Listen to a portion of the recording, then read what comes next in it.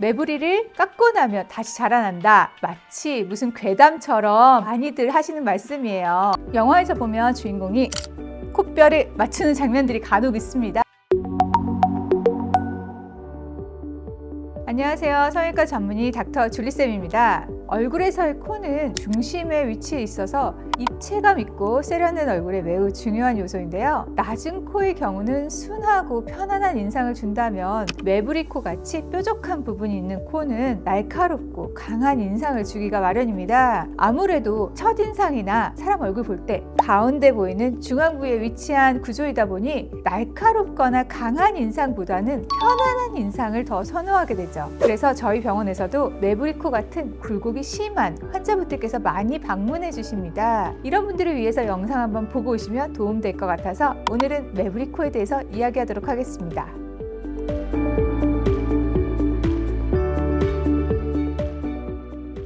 먼저 매부리 코는 네일 부리처럼 콧등이 튀어나온 코를 뜻하는데요. 의학적으로 좀 더 자세히 말씀드리자면 콧등 중간 부분, 뼈와 연골이 만나는 접합 지점이 돌출되어 있는 경우가 매부리 코라고 합니다. 혹은 뼈 부분만 튀어나와 있는 경우도 있고요.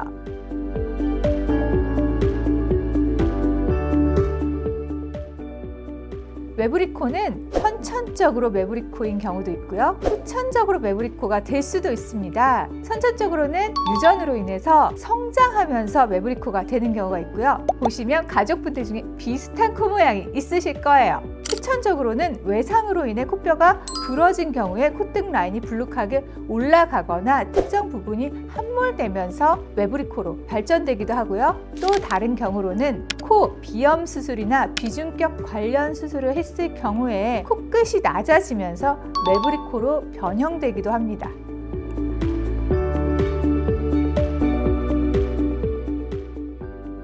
드물지만 간단한 방법으로 말씀하신 필러 같은 방법으로 교정이 가능한 매부리도 있습니다. 대부분 콧대 각도와 코끝 위치가 적절하고 좋으면서 미간 부분 혹은 다른 부분만 함몰되어 있는 매부리의 경우인데요. 이 경우에는 그 부위만 필러 시술로 간단히 메꾸기만 해도 매부리가 교정되어 보일 수 있습니다. 하지만 대부분의 매부리 코는 콧대 라인 자체가 아래를 향하고 있거나 코끝이 길거나 짧아서 필러 시술을 하는 경우에는 오히려 코가 너무 길어 보이거나 혹은 너무 짧아 보이는 형태가 될 수 있기 때문에 굳이 추천드리지 않습니다.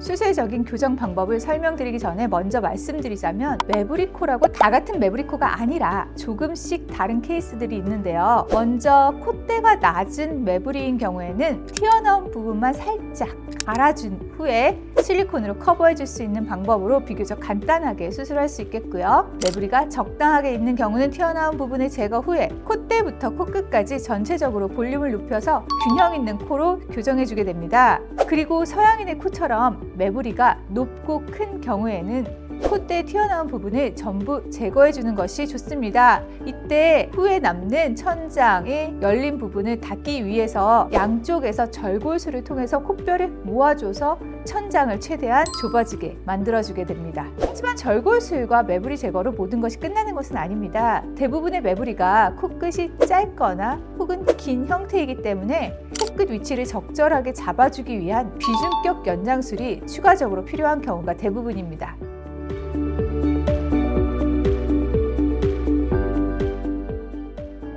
매부리 코는 가족력이 중요한데요. 중동 지역, 북유럽, 동유럽 지역 민족에서 많이 나타납니다. 유전이라고 생각하시면 돼요.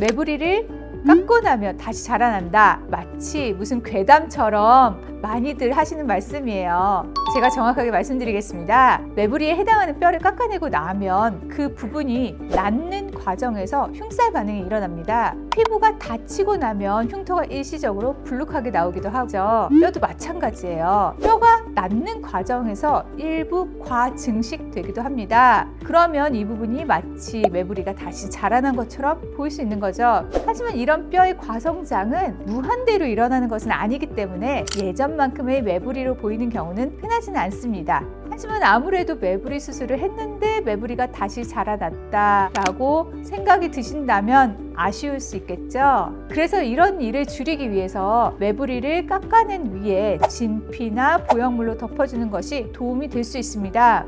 하지만 매부리 깎은 양이 커서 오픈 루프가 일부 남아있는 경우라면 보형물로 덮어주는 경우에 밑에 점막과 보형물이 바로 접촉이 되어서 나중에 염증이 생길 수 있기 때문에 가급적 피하시는 게 좋겠죠? 이런 경우에는 진피로 뼈 끝을 덮어주는 것이 뼈의 과성장을 막아주는 좋은 방법이 될 수 있습니다.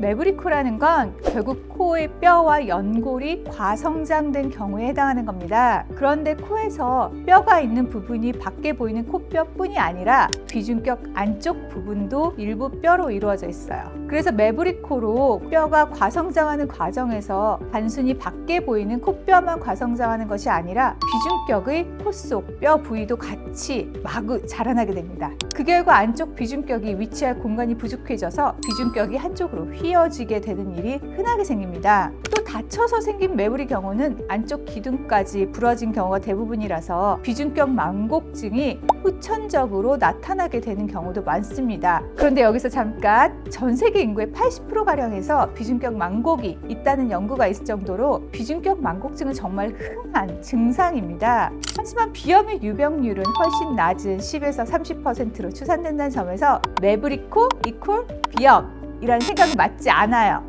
하지만 매부리코 수술로 인해서 기존에 비염이 있으시던 분이시라면 수술 중에 비중격 교정을 해드리면 더 완화될 가능성이 있겠죠?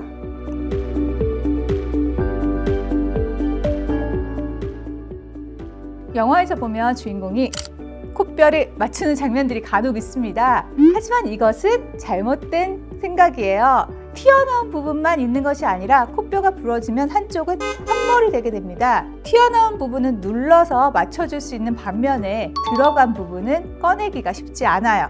그래서 대부분의 경우는 추후에 수술적인 교정이 필요하게 됩니다.